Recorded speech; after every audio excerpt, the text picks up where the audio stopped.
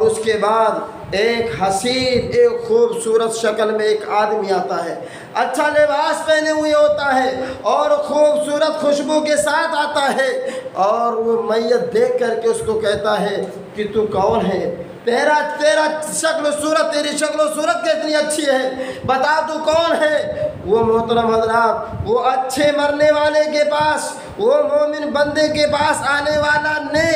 नेक इंसान, वो शक्ल सूरत अच्छी वाला, वो अच्छे मलबूस वाला आदमी कहता है मैं तेरा अमले स्वाले हूँ, इसी दिन का तुझसे वादा किया गया था। हामिदों व मुसल्ली अम्मा बाद, अऊज़ु बिल्लाहि मिनश शैतानिर रजीम, बिस्मिल्लाहिर रहमानिर रहीम। मन अमिल सालिहन मिन ज़करिन औ उन्सा फलनुहयिन्नहु वहुव मुमिनुन फलनुहयिन्नहु हयातन तय्यबा वलनजज़ियन्नहुम अजरहुम बिअहसनि मा कानू यअमलून। वअन अनस अन रसूलिल्लाहि सल्लल्लाहु अलैहि वसल्लम क़ाल यतबउल मय्यित सलासतुन अहलुहु व मालुहु व अमलुहु फयरजिउ इस्नानि व यबक़ा वाहिदुन यरजिउ अहलुहु व मालुहु व यबक़ा अमलुहु, मुत्तफ़क़ुन अलैह। मोहतरम हज़रात, अल्लाह रब्बुल आलमीन की तारीफ़ और प्यारे नबी सल्लल्लाहु अलैहि वसल्लम पर दुरूद व सलाम के बाद हम और आप हज़रात इस बात से बखूबी वाकिफ़ हैं कि दुनिया की ज़िंदगी ये फ़ना होने वाली है, ये मिट जाने वाली है, और हम में से जो दुनिया के अंदर आया है उसे एक न एक दिन इस दुनिया से सफ़र करना है, जैसा कि हमसे पहले के लोग सफ़र कर चुके हैं। आखिरत ये हमेशा बाकी रहने वाली है, आखिरत को कभी फ़ना नहीं होना। मोहतरम हज़रात, होशियार और खुशनसीब है वो इंसान जो इस दुनिया में रह कर के अच्छे और अमले स्वाले करे, नेक आमाल कर ले और नेक आमाल के ज़रिया से अपनी कब्र की ज़िंदगी में फ़रिश्तों के जवाब दे ले जाए, या एक मोमिन की ज़िंदगी, कब्र की ज़िंदगी जो बरज़ख की ज़िंदगी होती है, वो 4 गज़ ज़मीन का टुकड़ा उसके लिए जन्नत की क्यारियों में से क्यारी बन जाए, वो बड़ा ही खुशनसीब है। और बड़ा बदबख्त है, बड़ा ही बदनसीब है वो इंसान जो दुनिया के अंदर रह करके दुनिया के माल और दौलत को इकट्ठा करने के गरज से या अहलो अयाल या दुनिया की ज़मीन और जायदाद में पढ़ कर के अमले स्वाले न कर सके और अमले स्वाले से दूर रह कर के अपनी कब्र की ज़िंदगी को नाकाम बना दे और आखिरत के अंदर नुकसान उठाने वालों में से हो जाए, वो सबसे बड़ा बदनसीब है। मोहतरम हज़रात, हमने आप हज़रात के सामने जो अनस बिन मालिक रज़ी अल्लाह ताला अन्हु की हदीस पढ़ी है, बुखारी और मुस्लिम की रिवायत है। अल्लाह के नबी सल्लल्लाहु अलैहि वसल्लम फरमाते हैं कि यतबउल मय्यित सलासतुन, मैयत के पीछे 3 चीज़ें जाती हैं, मरने वाले के पीछे पीछे उसकी इत्तबा 3 चीज़ें करती हैं।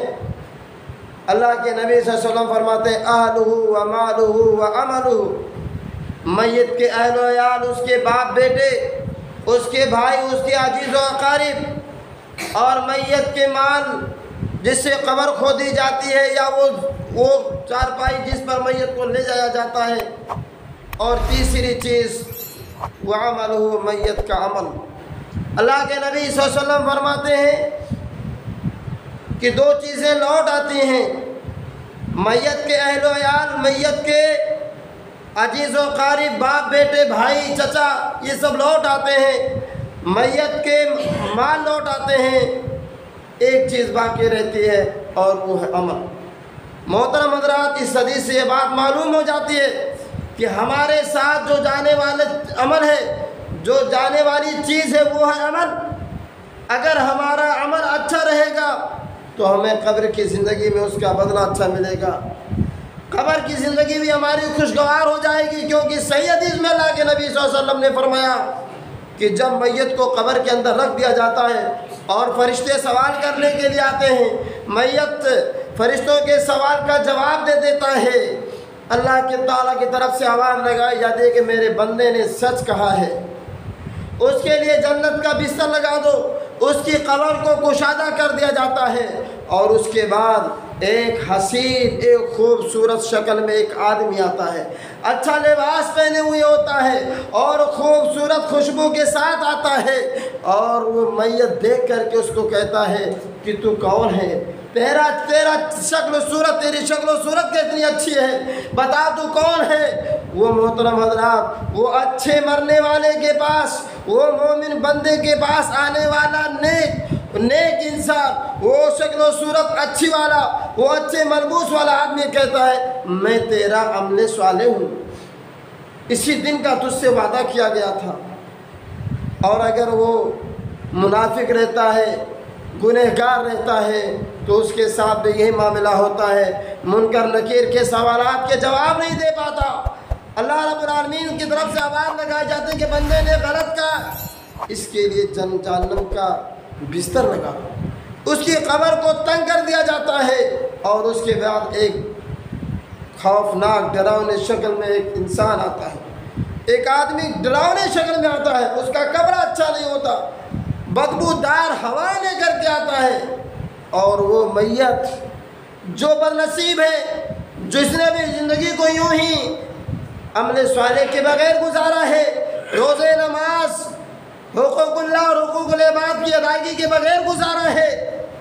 उस आदमी के बाद जब वो बदशक्ल वाला आदमी आता है, खौफनाक शक्ल सूरत में आता है, तो क्या कहता है कि तू कौन है,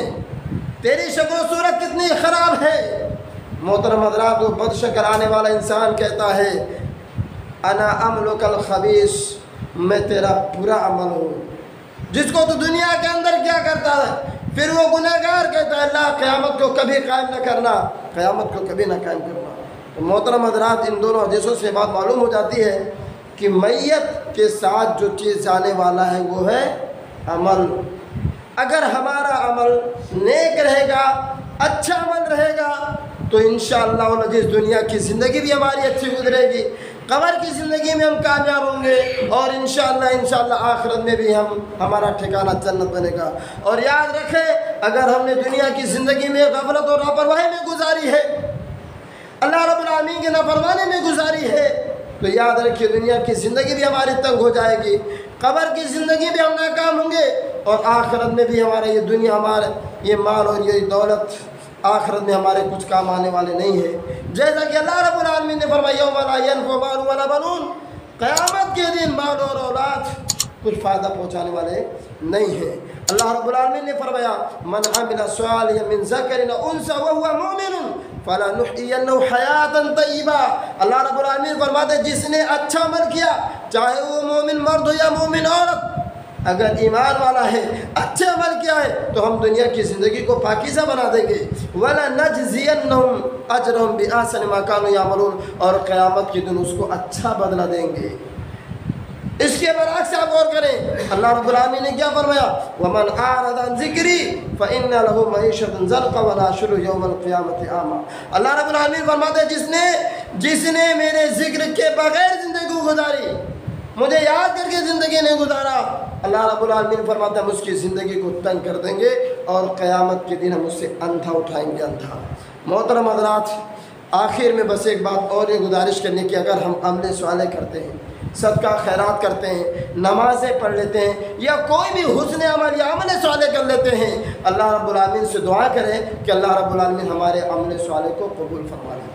ये सबसे बड़ी चीज़ है मुसलमानों। वरना याद रखिए, अगर हमारा ईमान सही नहीं रहा, अगर हमारा अमल में खोट है, दिखावे और रियाकारी के लिए अमल किया, या एहसान जतलाने के लिए कोई अमल किया, सदका खैरात किया, एहसान जतला दिया, अपने आमाल को, अमले स्वाले को दुनिया के और आमाल से अगर ज़ाया और बर्बाद कर दिया, तो शायद वो अल्लाह रब्बुल आलमीन के यहाँ कबूल ना हो। इसलिए अमल स्वाले कर लेना ये बड़ी कमाल की बात नहीं है। कमाल की बात ये है कि वो अमल अल्लाह रब्बुल आलमीन के यहाँ कबूल हो जाए। कमाल की बात ये है कि उस अमल स्वाले की हम हिफाजत कर लें। अल्लाह रब्बुल आलमीन से दुआ है कि आप बारहम तमाम लोगों को मौत से पहले, मौत के बाद की ज़िंदगी की तैयारी करने की तौफीक अता फरमा। हम तमाम लोगों को अमल स्वाले करने की तौफीक अता फरमा। हम तमाम लोगों को गुनाह और बुराई से बचाए, जब तक ज़िंदा रखे, इस्लाम और ईमान पर ज़िंदा रखे, और जब भी हमारा खात्मा हो, खात्मा बिल खैर। आमीन। अस्सलामु अलैकुम व रहमतुल्लाह।